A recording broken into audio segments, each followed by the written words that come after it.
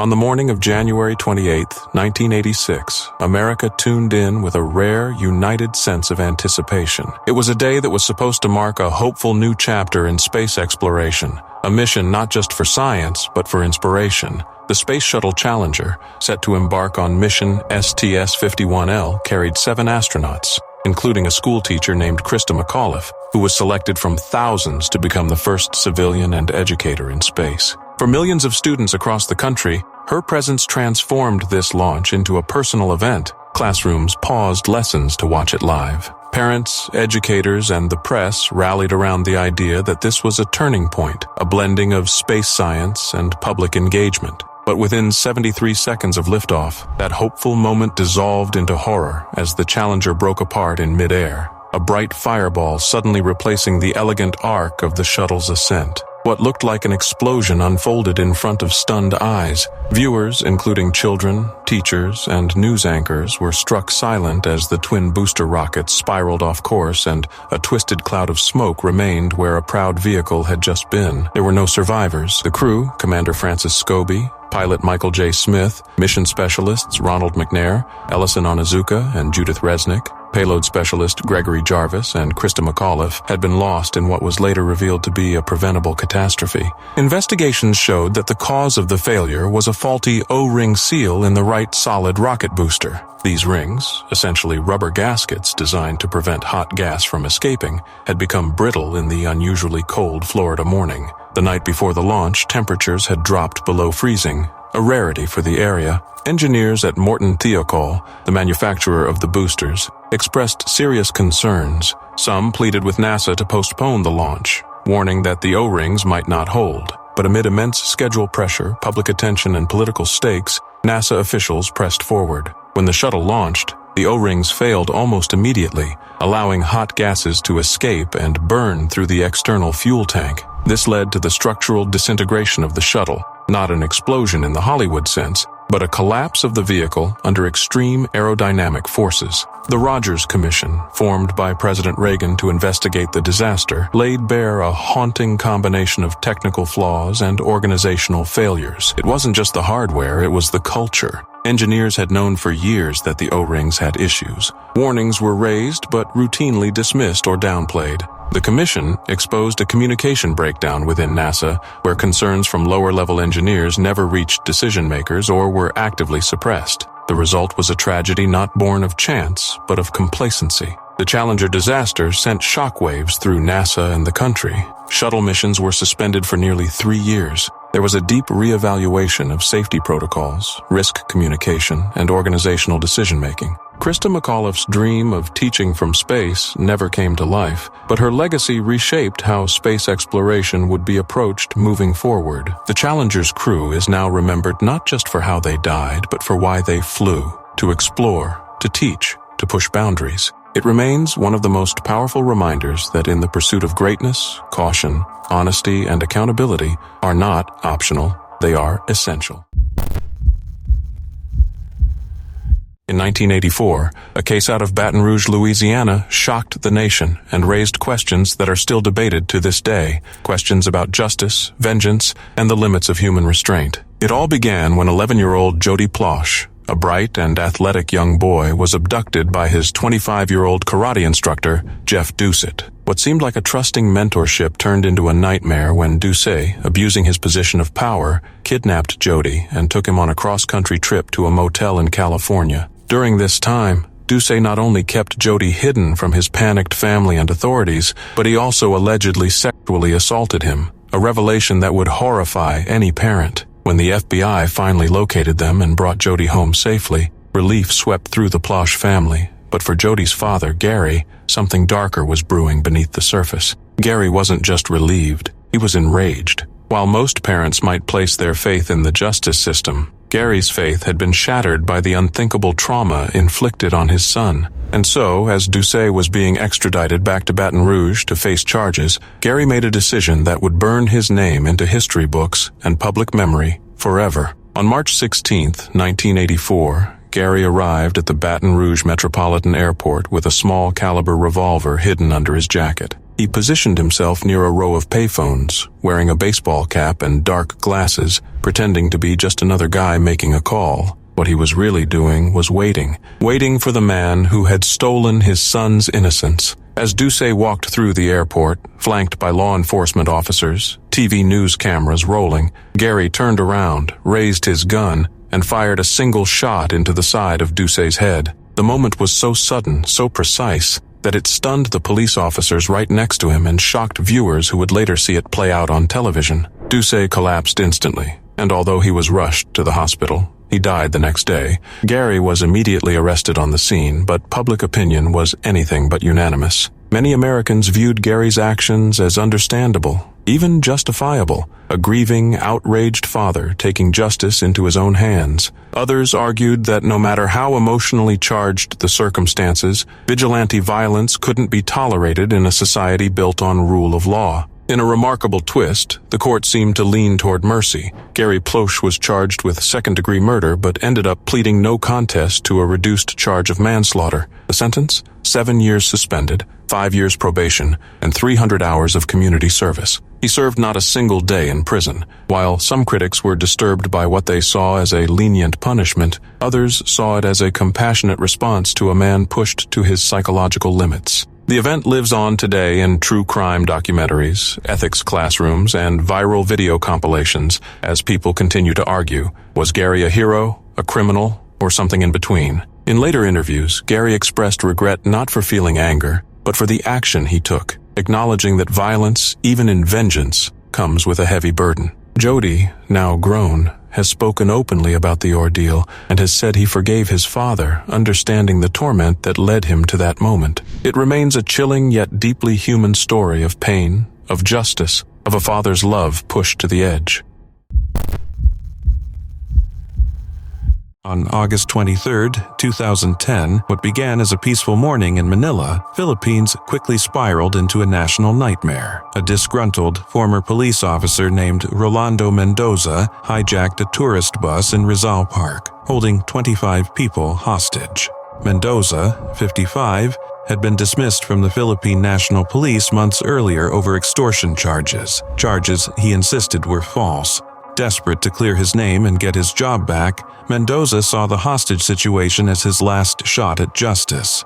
But what started as a plea for reinstatement soon turned deadly. Inside that bus were 22 tourists from Hong Kong and 3 Filipinos, a driver, a tour guide, and a photographer. For 11 tense hours, the world watched as a standoff unfolded live on television. At first, things seemed somewhat under control. Negotiators managed to talk Mendoza into releasing several hostages.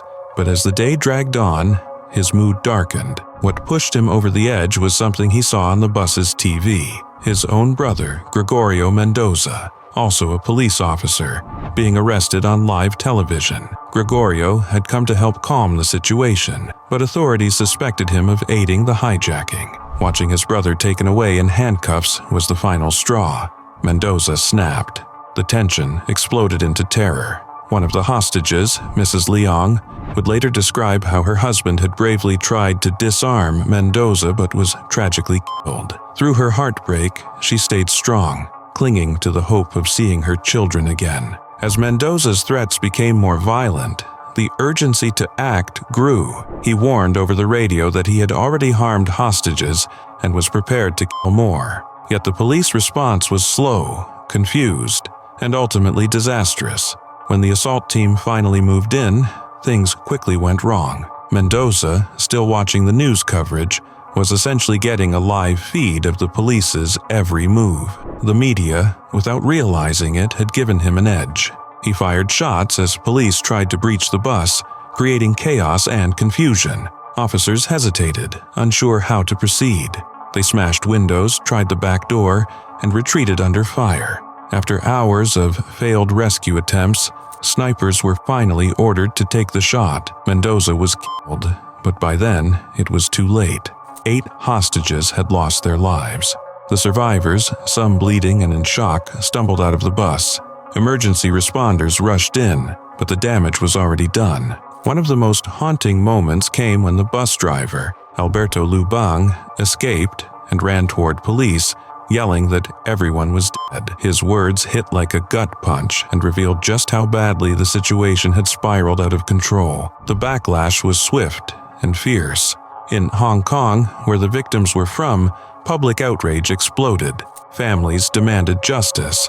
The Philippine government issued an apology, but tensions between the two regions simmered for years.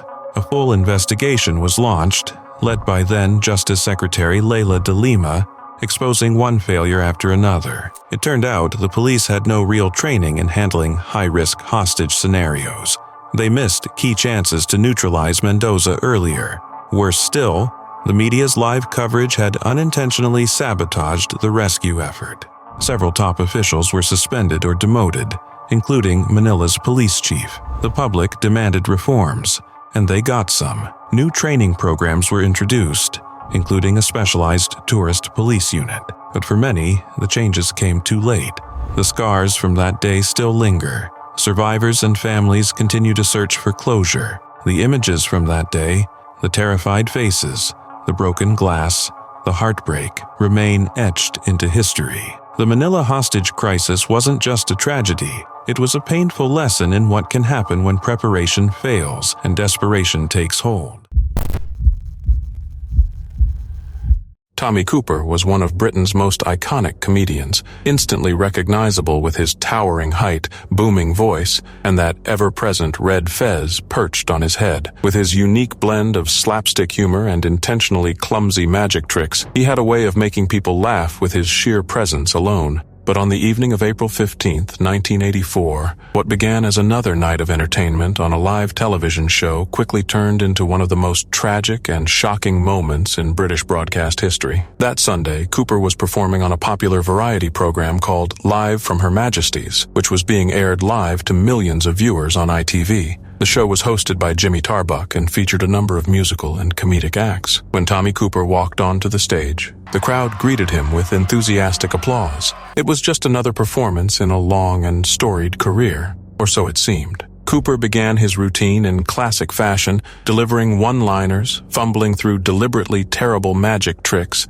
and using his imposing frame to great comedic effect. But then, as he was in the middle of a bit involving a cloak and some props handed to him by his assistant, he suddenly staggered backwards and collapsed against the curtain. The fall looked theatrical, almost like part of the act. The audience, familiar with his slapstick antics, burst into laughter, assuming it was just another physical gag from the master of comedic timing. However, after a few seconds, it became evident that something was very wrong. Cooper did not get back up. His assistant, still on stage, appeared visibly confused and concerned. Behind the scenes, stagehands quickly realized that Cooper had suffered a medical emergency. The director of the live broadcast made the quick decision to cut to a commercial break to avoid further confusion and give medical staff time to respond. Backstage, the atmosphere shifted from confusion to panic. Cooper had collapsed from a massive heart attack. Efforts were made to resuscitate him, and paramedics rushed to the scene. Meanwhile, the show continued after the commercial break,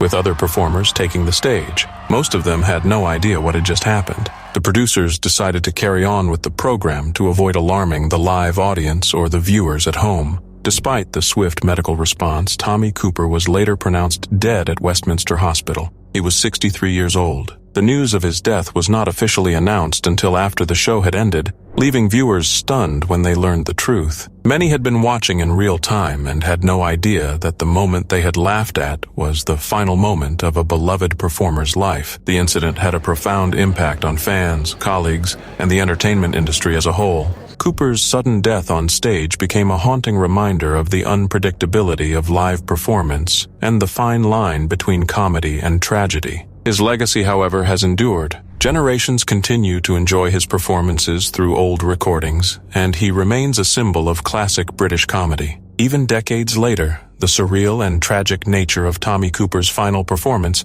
is remembered as one of the most poignant moments in television history. Though he died doing what he loved, most making people laugh, his final bow was a moment of heartbreaking reality that left a nation in shock and mourning. In June 2025, a troubling incident unfolded on live television as Australian journalist Lauren Tomasi, a U.S. correspondent for 9 News, was struck by a rubber bullet while covering protests in downtown Los Angeles. The protests were a response to controversial immigration enforcement raids and the deployment of federal troops, actions that had sparked widespread civil unrest across several U.S. cities. The moment Tomasi was hit was captured live, drawing immediate concern and sparking international outrage. Tomasi was standing with her camera crew, clearly marked as press, when a law enforcement officer fired a rubber bullet that struck her in the leg. The force of the impact caused her to cry out and momentarily lose balance. The broadcast showed her visibly shaken, while her cameraman moved quickly to get them to safety. Despite the frightening encounter, Tomasi later confirmed she was sore but otherwise okay, and thanked viewers for their support. Her professionalism in the immediate aftermath was widely commended. The incident occurred amid increasing tensions between protesters and law enforcement. The federal government had ordered aggressive crackdowns on protest gatherings,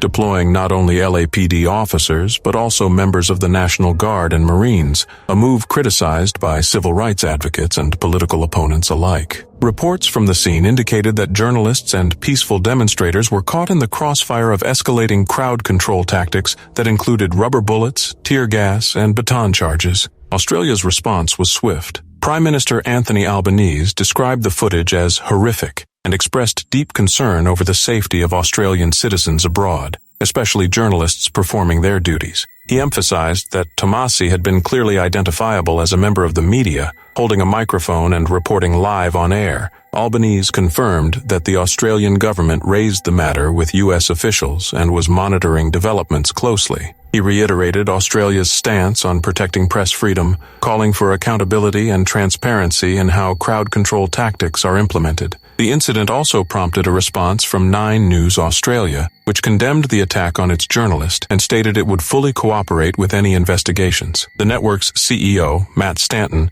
said that Lauren Tomasi and her cameraman Jimmy were recovering and being provided with full support. He stressed that no journalist should ever be placed in harm's way while doing their job, especially when clearly marked as press. Australia's Media, Entertainment and Arts Alliance, MEAA, joined the chorus of condemnation, calling for a formal investigation into the use of force against journalists. The union released a statement emphasizing that members of the press are not combatants and must be treated with the same protection as other frontline personnel. This is not just about Lauren Tomasi, the MEAA stated. It is about the broader principle of press freedom and the ability of journalists to work without fear of violence or intimidation. Opposition leaders in Australia, including Senator Sarah Hanson-Young and Karl Stefanovich, echoed these sentiments and called for stronger diplomatic engagement to prevent future incidents of this nature. Some political analysts suggested that the incident could cast a shadow over upcoming diplomatic discussions, including the G7 summit where both Albanese and U.S. President Donald Trump were expected to meet.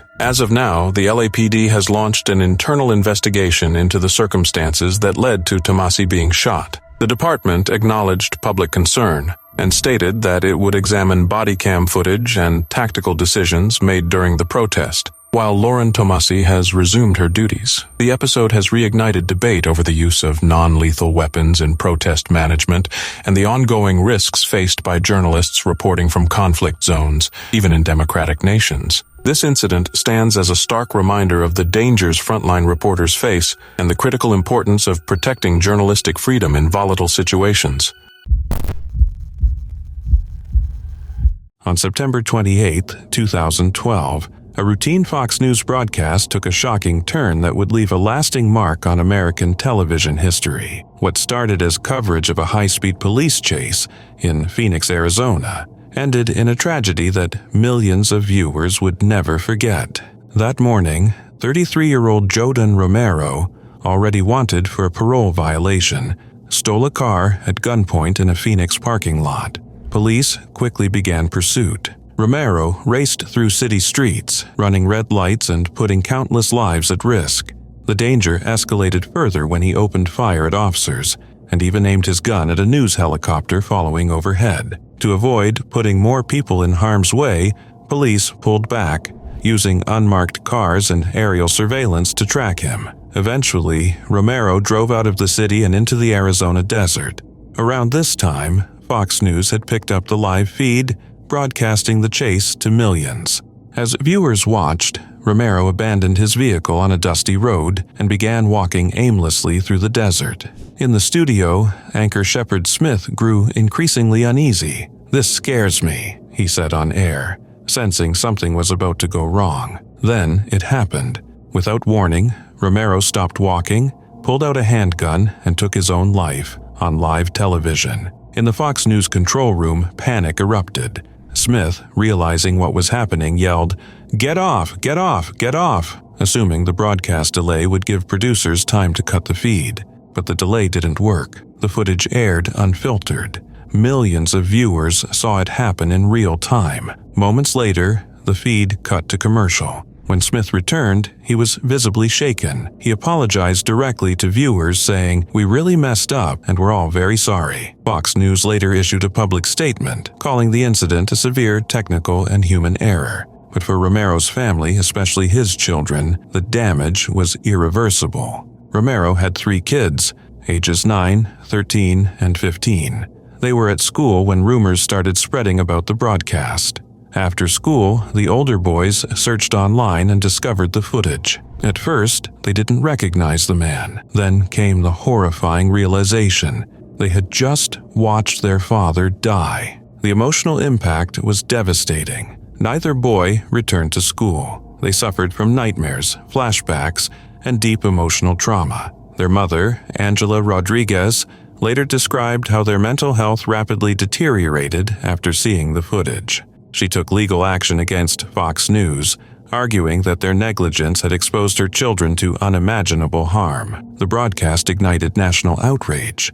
Critics questioned why such dangerous situations were being aired live with so little oversight. Police chases had long been used to boost ratings, but now the cost was clear.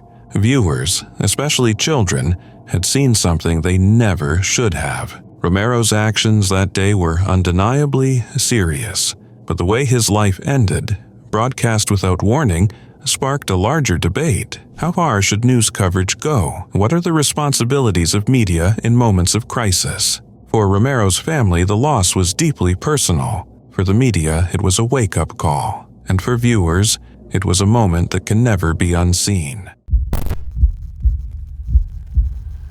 The tragic story of Daniel V. Jones is one of those moments that left a permanent scar on live television history, and even more so on how we view desperation, mental health, and the healthcare system. On April 30th, 1998, during the busy afternoon rush hour in Los Angeles, 40-year-old Jones drove his white pickup truck onto an overpass of the 110 freeway near Harbor City, parked his vehicle, and staged a disturbing protest that would soon unfold live on countless TV screens across America. Jones wasn't just some random man with a grudge. He was someone suffering from both cancer and HIV, feeling utterly let down by his HMO, which he claimed had failed him repeatedly. According to letters and videos he had prepared ahead of time, Jones was furious over delays in treatment, a lack of compassion, and what he felt was a system more interested in profit than people. When he stopped his car that day, he had a shotgun, several handwritten protest signs, a gasoline canister, a video camera, and heartbreakingly,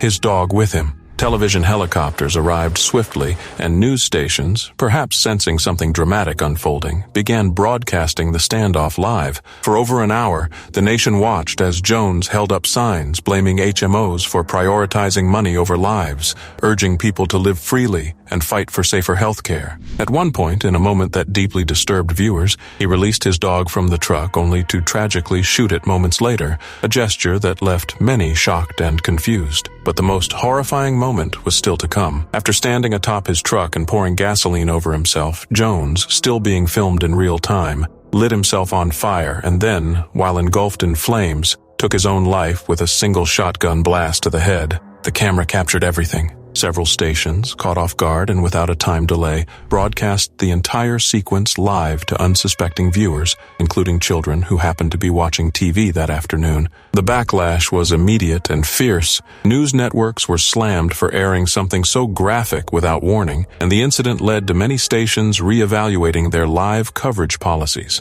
But beyond the media firestorm, Jones's final act raised haunting questions about the state of America's healthcare system. Was he mentally ill? pushed to the edge by disease and despair? Or was this a calculated, tragic message to the world? A final cry for help and justice from someone who felt invisible? In his pre-recorded tapes and notes, Jones made it clear that he didn't want to die in silence. He wanted people to know how deeply he had suffered, not just from illness, but from neglect and bureaucracy. While many were understandably horrified by the nature of his protest, others couldn't help but acknowledge the bitter truth behind his anger. His suicide, as gruesome and tragic as it was, brought attention to the very real pain of navigating a broken healthcare system. Today, the Daniel V. Jones incident remains one of the most unforgettable and chilling moments ever aired on live TV. It's remembered not just for its shock value, but for the man behind the flames, a man who felt so unheard and unsupported that he chose to make his final stand in the most public way possible. His death was not just a protest. It was a cry for dignity in a world that had, by his account, stripped him of it. It was a clear, sunny Tuesday morning in New York City on September 11th, 2001, the kind of day that felt too normal to ever be remembered for anything. People were heading to work, grabbing coffee, checking voicemails on chunky flip phones, completely unaware that the world as they knew it was about to change forever. At 8:46 a.m., the first sign that something was very wrong came in the form of American Airlines Flight 11, which slammed into the North Tower of the World Trade Center. Smoke billowed from the building as news channels scrambled to cover what initially looked like a horrific accident. Anchors speculated about a small plane, pilot error, or some kind of navigation failure. Cameramen zoomed in on the gaping hole. Firefighters were rushing in, and nobody quite knew what to make of it. Then, 17 minutes later, while the world was still trying to process what had just happened, the second plane showed up, and this one arrived on live television. At exactly 9:03 a.m., United Airlines Flight 175 came into frame like something out of a nightmare. It flew low and fast, banking ever so slightly before plunging straight into the South Tower in a fiery explosion that left millions of people around the globe staring at their TVs in pure shock. This wasn't a replay, and it definitely wasn't a movie. It was real, it was live, and it was devastating. The moment the second plane hit, the narrative changed instantly. This wasn't some bizarre accident, it was an attack. A coordinated, deliberate, terrifying attack. News anchors went from confused to horrified in real time, their voices cracking as they tried to make sense of what they were witnessing. Many people watching at home didn't even realize what was happening until it was over. Some thought it was a special effect or a re-airing of the first crash. But no, this was different. This was history unfolding in the most terrifying and unfiltered way imaginable. Multiple camera angles caught the second strike, news helicopters hovering above Manhattan, amateur videographers on the ground, and even tourists who just happened to be pointing their camcorders at the towers. One particularly famous clip, captured by the French filmmaker brothers Jules and Gédéon Naudet, shows a group of firefighters preparing to respond to the first crash when the second plane suddenly roars overhead and slams into the South Tower. The firefighters' reactions are a mix of awe, disbelief, and raw fear, and it mirrors what everyone else was feeling at that moment. That second impact made everything horrifyingly clear. America was under attack, and this was only the beginning of what would become one of the darkest days in modern history. The footage of the second plane strike quickly became one of the most replayed and analyzed video clips in the world. It's now a permanent part of history, archived, dissected, and remembered by anyone who lived through it. In many ways, that live broadcast forced the world to collectively witness the horror as it happened. It was the moment that tore away the illusion of safety and ushered in an era of fear, resilience, war, and global change. Watching the second plane hit the South Tower live wasn't just a shocking TV moment. It was a front-row seat to a tragedy that would reshape the 21st century. The footage didn't just capture a building being hit. It captured the instant a nation realized everything had changed. It was the evening of September 2nd, 2011, and millions of Chileans were tuned into Calle Siete, a popular game show, expecting another lighthearted night of entertainment. But suddenly, their screens went dark. A serious news anchor appeared, delivering a message that stunned the nation. A Chilean Air Force aircraft had disappeared over the Pacific Ocean. The plane, a Casa C-212, had been carrying 21 people, including beloved television host Felipe Camiroaga and journalist Roberto Bruce. It vanished near Robinson Crusoe Island, a remote spot far off Chile's coast. What started as a routine relief mission ended in one of the country's most heartbreaking tragedies. The aircraft had departed from Santiago earlier that day, part of a humanitarian effort to document reconstruction work after the devastating 2010 earthquake. The team from TVN, Chile's national broadcaster, was traveling to highlight how communities were rebuilding. On board were TV crew members, businessman Felipe Cubillos, and others dedicated to the cause. As the plane approached the island, the weather turned treacherous. Heavy rain and fierce winds made landing nearly impossible. The pilots aborted 2 landing attempts due to poor visibility. On their 3rd try, communication was lost. Minutes later, the plane vanished from radar. Rescue teams mobilized immediately. Local fishermen joined the search, combing the seas in hopes of finding survivors. But as hours passed and no one was found, hopes began to fade. The Chilean government soon confirmed the worst. There were no survivors. The loss was felt deeply across the country. Felipe Camiroaga wasn't just a TV host. He was a national icon. Known for his charm, generosity, and genuine warmth, he had become a fixture in Chilean households. His morning show Buenos Dias a Todos was a daily comfort to millions. The idea that he, and others like Roberto Bruce, were suddenly gone was unthinkable. Newsrooms were paralyzed. TVN colleagues struggled to continue broadcasting, breaking down on air. Across Chile, people gathered to mourn. Outside TVN headquarters, candles were lit, flowers laid, and tears flowed freely. Then came a haunting discovery. Among the wreckage, divers found a memory card, carefully sealed in a water bottle. It belonged to Romina Irarrázaval, a photographer who had been on the flight. Miraculously, the card survived. On it were 409 images, including 6 taken during the final moments. One showed the plane's cabin floor, another captured water rising against a window. Somehow, Romina had sensed what was coming and preserved a final glimpse of their journey. Investigators later concluded that sudden wind gusts and turbulence caused the plane to lose stability. It was flying low and slow, conditions that left little room for error. The aircraft crashed into the ocean, its wreckage scattered across the seafloor. The aftermath was devastating. Recovery efforts continued for months. Some victims' bodies were found, others never were, but the emotional toll had already been etched into the heart of the nation. The 2011 Casa C-212 crash wasn't just a tragic accident. It was a moment that united a grieving country. It took away familiar faces, voices that had comforted and inspired. Today, their memory still lingers, in the photos Romina left behind, in every tribute aired, and in the hearts of a country that will never forget.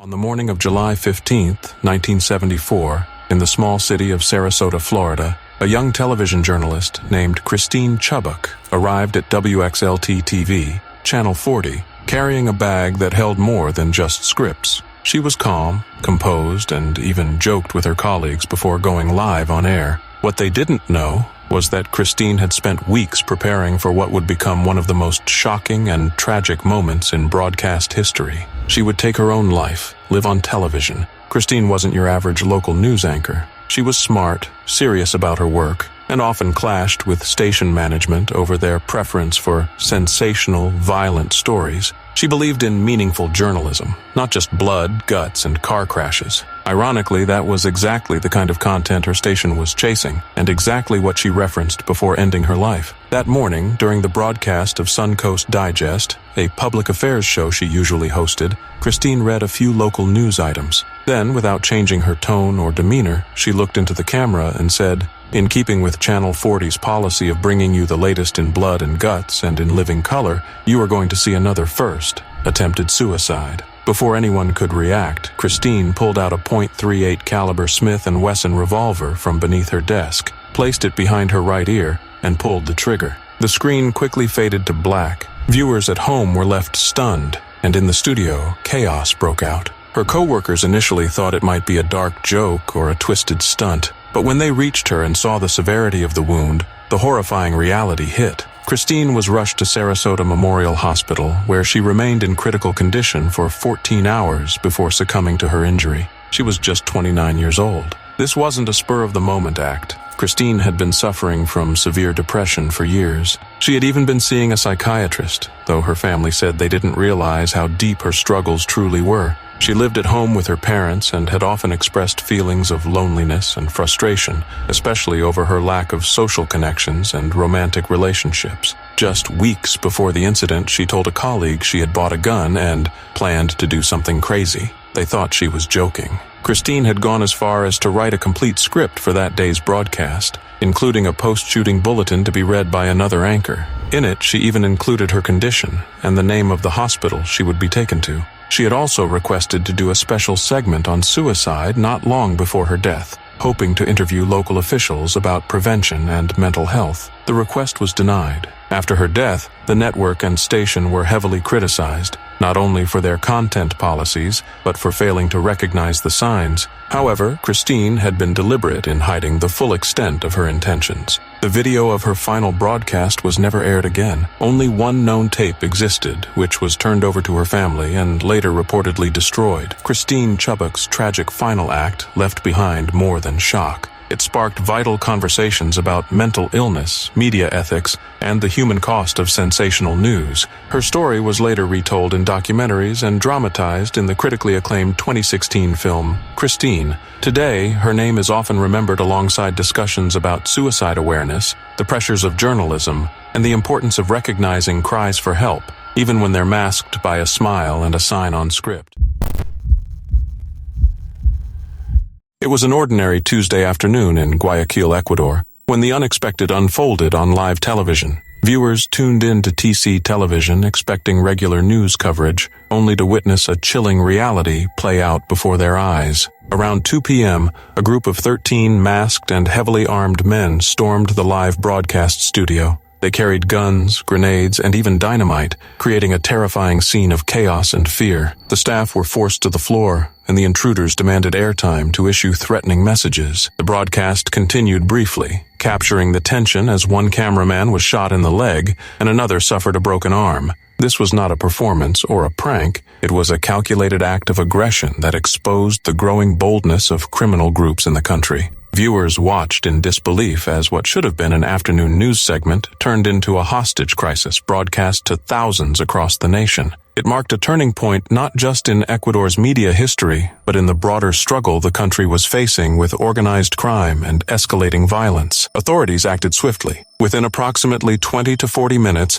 tactical police units and military forces stormed the studio in a high-stakes rescue operation. Hostages were freed and all 13 assailants were taken into custody. The intervention was swift and decisive, bringing the dangerous situation to an end without further loss of life, yet the message had already been sent. The incident was more than a violent act. It was symbolic. It showed how far criminal organizations were willing to go to instill fear and exert control, even over national broadcasts. Ecuador had already been grappling with rising violence, sparked by the recent escape of Adolfo Fito Macias, a notorious gang leader linked to drug trafficking and prison riots. This televised siege added fuel to a growing fire. The government responded by declaring a nationwide state of emergency. President Daniel Noboa also labeled 22 criminal gangs as terrorist groups and authorized military action against them. This marked a shift in the country's approach to combating organized crime, moving toward a more aggressive and militarized response to a crisis that had long been brewing beneath the surface.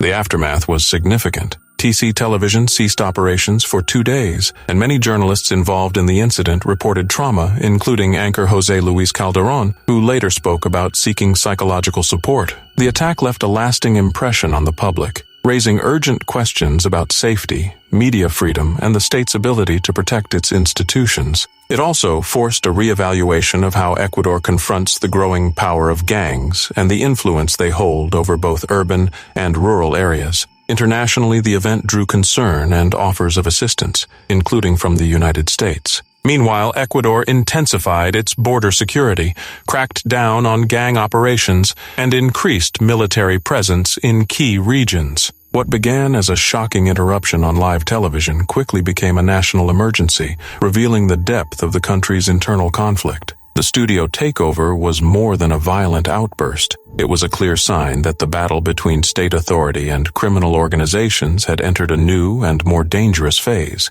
And for the people of Ecuador, it served as both a wake-up call and a chilling reminder of the stakes involved in reclaiming public safety.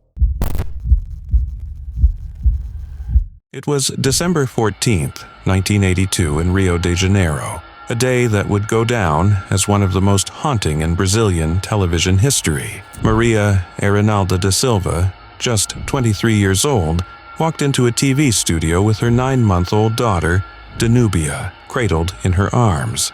The baby was critically ill, suffering from a rare eye condition that caused severe bleeding and pain. Maria had spent months begging hospitals for help. She went from Pedro Ernesto to Souza Aguiar and others in between, only to be turned away each time. No beds, no doctors, no answers. Her daughter was slipping away, and no one seemed willing or able to stop it. Desperate and out of options, Maria turned to television. She'd heard that a show called O Povo na TV sometimes featured real people's stories, often exposing injustice and corruption. The show was a popular mix of gritty reporting and sensationalism, hosted by big names like Wilton Franco, Wagner Montes, and Sergio Mamberti. It thrived on intense, emotional stories, and Maria hoped that maybe, just maybe, going on air could bring some help. She arrived at the studio around 11 a.m., anxiously waiting for the 1 p.m. live broadcast. When she was finally called to the stage at 1:40, Danubia's condition had gotten visibly worse. Holding her baby close, Maria told her story. She explained the countless rejections and the hospitals that kept shutting their doors. The hosts listened and criticized the failing healthcare system while the camera zoomed in, capturing Danubia's fragile face for the nation to see. But as Maria spoke, something tragic unfolded. Danubia was dying, right there on live television. Viewers watched in disbelief as the baby's body grew still. Just 40 minutes into the broadcast, Danubia passed away in her mother's arms. But the show didn't stop. The hosts kept talking about hospital failures, about bureaucracy, about injustice. But for those at home, the unthinkable had just happened. They had witnessed a child's final breath on live TV. After the cameras finally cut, an ambulance arrived to take Danubia's body to the Forensic Medical Institute. Maria left the studio devastated, still holding her lifeless daughter. O Povo na TV continued with its usual programming as if nothing had happened. No pause, no moment of silence, no real acknowledgement of the tragedy that had just unfolded on their stage. The reaction was swift and furious. Just 3 days later, a major newspaper published a scathing editorial accusing the show of turning a real-life death into entertainment. The broadcast, many said, had crossed an ethical line. The outrage spread quickly. Viewers and critics alike were appalled that the show not only aired such a sensitive moment, but did so without stepping in, without compassion, without care. While O Povo na TV had always flirted with controversy, this moment became a breaking point. The show kept going for a while, but it never fully recovered.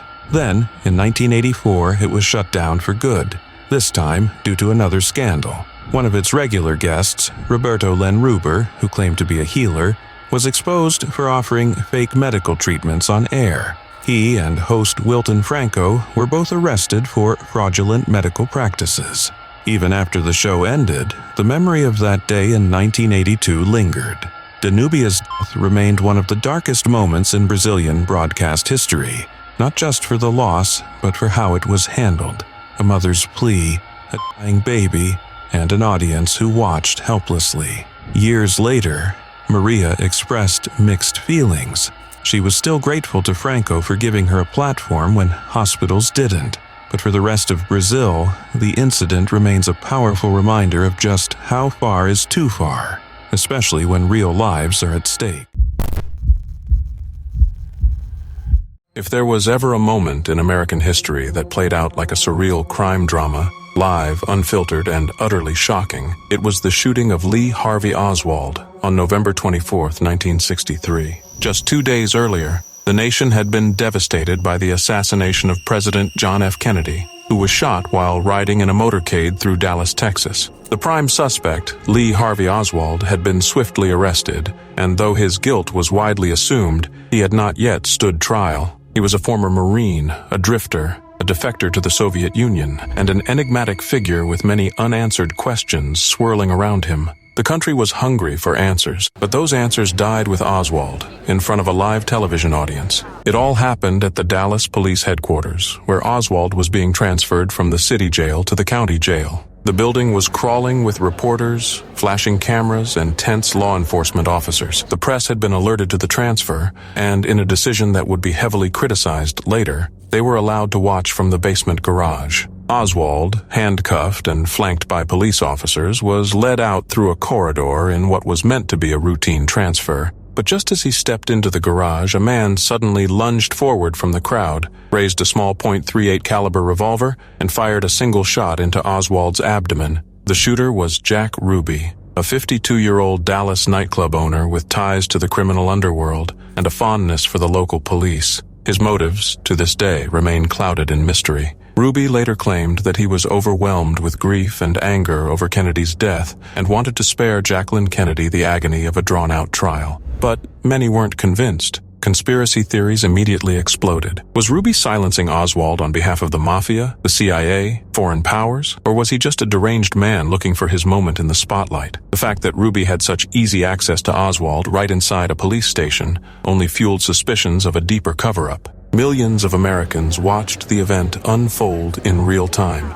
It was the first homicide ever broadcast live on national television. Viewers saw Oswald grimace in pain, collapse to the floor, and be quickly surrounded by stunned officers. He was rushed to Parkland Memorial Hospital, the same hospital where Kennedy had been pronounced dead just 2 days earlier. But Oswald didn't survive. With that single gunshot, the opportunity to fully unravel the truth behind the president's assassination vanished. In the aftermath, Ruby was arrested and eventually convicted of murder. He was sentenced to death, but his conviction was overturned on appeal. Before he could be retried, Ruby died of cancer in 1967. To this day, countless books, films, documentaries, and investigations have tried to piece together the puzzle of what really happened in those chaotic days. The Warren Commission concluded that both Oswald and Ruby acted alone, but that answer has satisfied few. For many, Oswald's live execution only deepened the mystery and left wounds in the American psyche that have never fully healed. The killing of Lee Harvey Oswald wasn't just a bizarre moment in television history.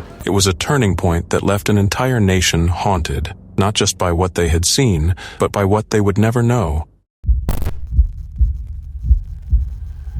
On January 2nd, 2023, during a nationally televised Monday Night Football game between the Buffalo Bills and the Cincinnati Bengals, a horrifying moment unfolded that stunned millions of viewers and shook the entire sports world. Damar Hamlin, a 24-year-old safety for the Buffalo Bills, collapsed suddenly on the field after executing what initially appeared to be a routine tackle. In the first quarter of the game, Hamlin tackled Bengals wide receiver T. Higgins, rose to his feet briefly, and then abruptly fell backward onto the turf, unresponsive. What followed was one of the most distressing scenes ever broadcast during a live sporting event. Medical personnel rushed onto the field within seconds. It became clear this was no ordinary injury. Hamlin had suffered cardiac arrest. First responders administered CPR on the field for nearly 10 minutes, and an automated external defibrillator, AED, was used to restart his heart. Players from both teams formed a solemn circle around Hamlin, many of them kneeling in prayer or openly weeping,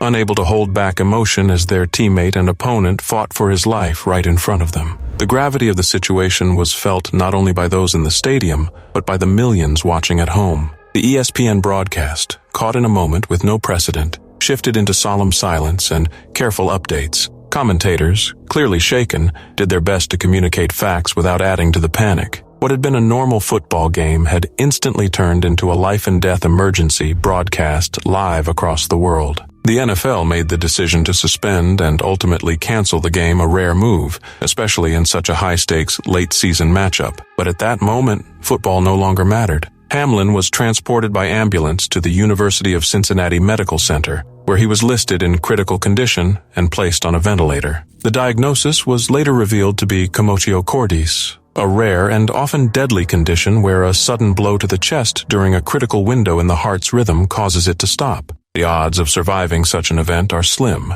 especially without immediate response. But thanks to the quick action of medical personnel, the presence of emergency equipment, and proper training, Damar Hamlin's life was saved. Over the next few days, updates on Hamlin's condition were closely followed across the country. Messages of support flooded in from fellow athletes, celebrities, fans, and even political leaders. His toy drive charity, originally created with a modest goal, raised millions of dollars almost overnight as people sought some way to show support. By January 11th, just 9 days later, Hamlin was discharged from the hospital and began his journey toward recovery. His story didn't end there. Hamlin made a remarkable recovery and, in a turn that many deemed miraculous, returned to the NFL field later that same year. More than just a football player, he became a symbol of hope, resilience, and the importance of emergency preparedness in sports. He partnered with the American Heart Association, campaigned for wider access to CPR training, and spoke openly about his experience to raise awareness about cardiac health. The incident sparked a national conversation about player safety and emergency medical response, not just in professional sports, but at all levels of competition. It served as a stark reminder that behind every jersey is a human life, and that split-second decisions and proper medical support can make the difference between tragedy and survival. Damar Hamlin's collapse was one of the most terrifying moments in recent sports history, but it ultimately became a story of survival, unity, and the power of quick action and collective care. It was January 11th, 2001, in Rio de Janeiro, Brazil, a day that was supposed to be filled with laughter and fun. On the set of Xuxa Park, one of the most beloved children's TV shows in the country, cameras rolled as Brazilian pop icon Xuxa Meneghel performed for a live audience of nearly 300 people, mostly excited kids. The set looked like a vibrant amusement park, with giant props, colorful rides, and playful characters. It was a world designed to delight, but everything changed in an instant. As Xuxa and her dancers performed the show's final musical number, a small fire broke out in one of the show's signature props, a large spaceship used for grand entrances. At first, it didn't seem serious. A crew member grabbed a fire extinguisher to put it out, but instead of dying down, the fire spread fast, feeding on the plastic decorations that covered the set. Within seconds, flames were everywhere. Thick black smoke filled the studio, making it almost impossible to see or breathe. Panic swept through the crowd. Parents, children, and crew members scrambled toward the exits, trying to escape the growing inferno. The intense heat began to melt parts of the set, and in the chaos, some children got trapped. One terrifying moment stood out. A young girl became stuck on a Ferris wheel prop. Xuxa's bodyguard, Leandro Nilsson, saw what was happening and didn't hesitate. He ran straight through the fire to rescue the girl, risking his own life to save hers. He managed to get her out, but the fire kept spreading. Despite the chaos, some cameras continued recording, capturing the disaster as it unfolded. That footage would later be broadcast across Brazil, shocking millions. By the time firefighters brought the blaze under control, the damage was overwhelming. A total of 26 people were injured, most from smoke inhalation. 2 children, aged 7 and 10, suffered severe burns. An adult who helped with the rescue efforts was also badly hurt. While no one died, the trauma was deep and lasting. The cheerful world of Xuxa Park had turned into a nightmare. Xuxa herself, though unharmed, was emotionally devastated. Known for her close connection with children, she was heartbroken by what had happened. In the days that followed, she visited the victims in the hospital, offering comfort and support.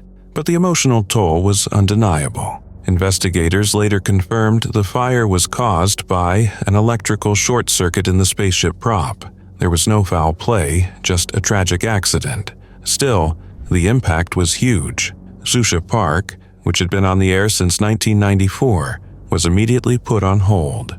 Globo, the network behind it, decided to cancel the show for good. 8 unaired episodes were permanently shelved out of respect for those affected. The set was destroyed, and the magic that once filled it was gone. Xuxa never returned to children's television in the same way again. For the children in that audience, and the millions who watched her every weekend, Zucha Park was more than a show. It was a piece of childhood. But after that day, it became a painful memory. No lives were lost, but the fire ended an era and left emotional scars that would last a lifetime.